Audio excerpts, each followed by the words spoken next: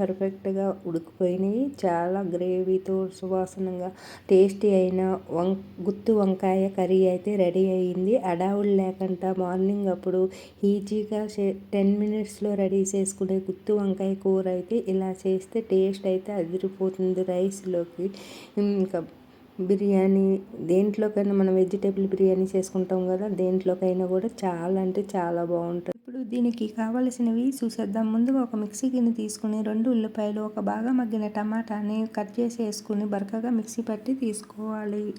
ఇప్పుడు దీంట్లోకి 2 టేబుల్ స్పూన్లు నువ్వుల పొడి, 1 స్పూన్ కారము, పావు స్పూను పసుపు, 1 స్పూన్ సాల్టు, అర స్పూను గరం మసాలా వేసి మరొకసారి మెత్తగా మిక్సీ పట్టుకొని పక్కకు తీసుకోవాలి. ఇప్పుడు ఒక ప్లేట్లోకి 2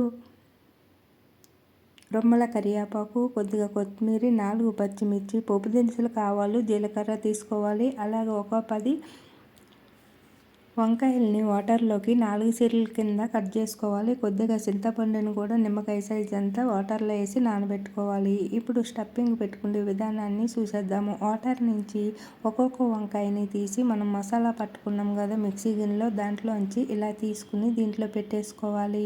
చూడండి, ఇలాగా మనం 4 చీరకులు చీరుకున్నాం కదా, ఇలా మధ్యలోకి అంతా మసాలా అంతా పట్టేటట్టు పట్టుకుని ఇలా ప్లేట్లో అయితే వేసుకోవాలి. మొత్తం వంకాయలన్నిటికి ఇలా మసాలా అనేది పెట్టుకోవాలి.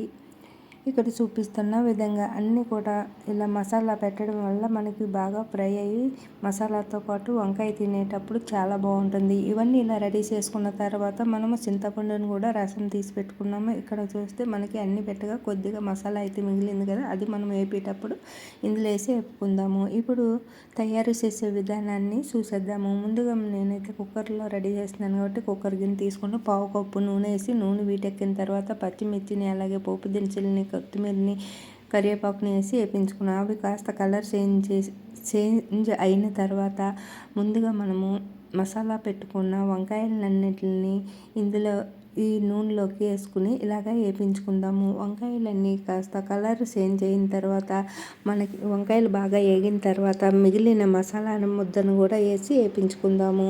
చూడండి, ఇక్కడ చూపిస్తున్న విధంగా. అలాగే మార్నింగ్ అప్పుడు అడావులు లేకుండా చిటికలో చేసుకోవచ్చు, 10 మినిట్స్లో చేసుకోవచ్చు ప్రాసెస్ అంతా. మరి మార్నింగ్ అడావుడని మరి స్కూల్కి పిల్లలకి బాక్సులు పెట్టాలని హడావుడి పడుతూ ఉంటాం కదా, అలా హడావుడి లేకుండా ఈజీగా చిటికలో అంటే 10 నిమిషాల్లో రెడీ చేసుకోవచ్చు. ఇప్పుడు మరి కాస్త కారాన్ని కూడా మళ్ళీ ఒక అర స్పూన్ కారము, కొద్దిగా సాల్ట్ని కూడా మీరు తినేదాన్ని పెట్టి కారము, ఆల్రెడీ మనం ఇందులో కారము వంకాయల్లోకి స్టఫింగ్లోకి అయితే తీసుకున్నాం కదా, ఇప్పుడు మరి కాస్త పైన కూడా ఒక అర స్పూన్ కారము, ఇంకా రుచికి సరిపడా సాల్ట్ని కూడా వేసుకుందాము. వేసుకుని ఇలా అంతా మసాలా అంతా బాగా కలిసేటట్టు కలుపుకుంటూ వంకాయలకి బాగా పట్టించుకుంటూ ఇట్లాగా ఫ్రై చేసుకోవాలి. చూడండి, ఇక్కడ చూపిస్తున్న విధంగా. మనము వంకాయ కర్రీ అంటే పెద్ద ప్రాసెస్ అని అనుకుంటాం కదా, అలా కాకుండా ఇలా ఈజీగా తయారు చేసుకోవచ్చు మార్నింగ్ అప్పుడు. ఇప్పుడు ఇలాగంతా ఫ్రై అయిన తర్వాత ముందుగా మనము వాటర్లో నానబెట్టుకున్న చింతపండు రసాన్ని తీసుకున్నాం కదా, అది ఇందులో వేసుకుందాము. మీకు చూపిస్తాను. ఇలా అంతా బాగా ఈ ఉల్లి మసాలా అనేది బాగా వేగిన తర్వాత మాత్రమే ఈ చింతపండు రసాన్ని వేసేసుకోవాలి.